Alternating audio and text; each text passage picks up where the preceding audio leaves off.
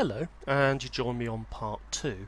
So, in between part 1 and part 2, 24 hours have passed, and that has given the primer and also the recoated primer after the initial rub down enough time to harden and sort of basically provide a surface that is pretty much ideal for painting onto.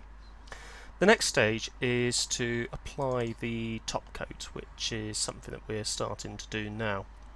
Now, the actual top coat itself is, as I said in the previous video, this Audi Brilliant Black stuff, which seems to sort of match Mason's black relatively well.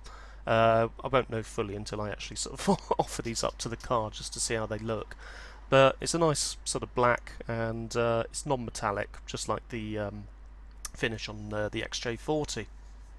So, going with the sort of same approach again of warming up the can beforehand. Despite appearances, it was actually quite warm on the day that I did this, so I didn't need to introduce any additional heat into the panels at all. Had it been somewhat colder, I would have introduced a bit more heat into the panels just to make sure that we were sort of good to go on those. One thing that I did do was I left the actual panels themselves around about sort of 2 hours or so between applying the first top coat and then rubbing back with the 1500 grade.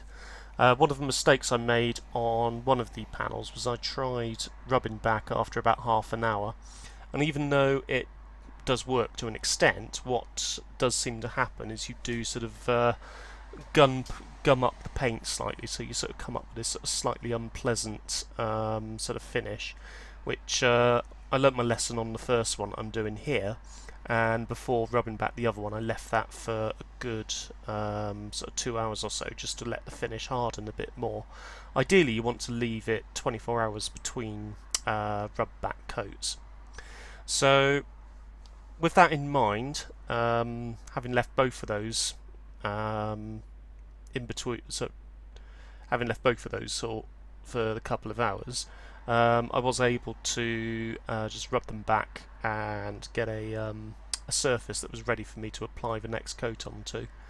What I then did was, using the wet rag, just wash off any sort of excess, sort of rub back or rub off on there, and obviously sort of just focus on any small imperfections which I found, just to make sure that you get those flatted back.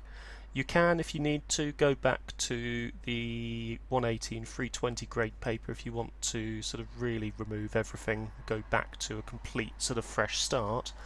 You don't even have to do the whole light. You can sort of do, because it's not a metallic and it's one panel, you can actually sort of do it in one particular area because it's going to be the same colour and it's going to be put on at the same time, so you can actually sort of just do one particular spot if you need to.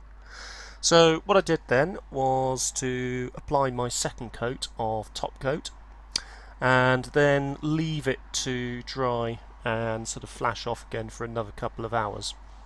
So we return after another couple of hours or so and we're on to our top coat.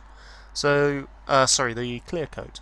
So again, we warmed up the lacquer using some hot water in a bottle, cup rather, and then we started to apply the lacquer liberally to both surrounds, focusing on the first surround, focusing then on the second surround.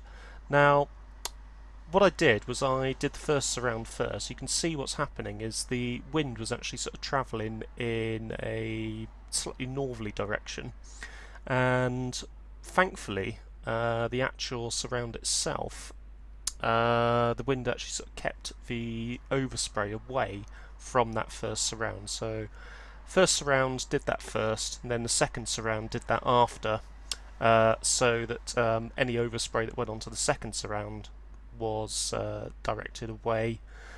What I'm basically saying is it seemed to work okay. The end result wasn't too bad, in all honesty.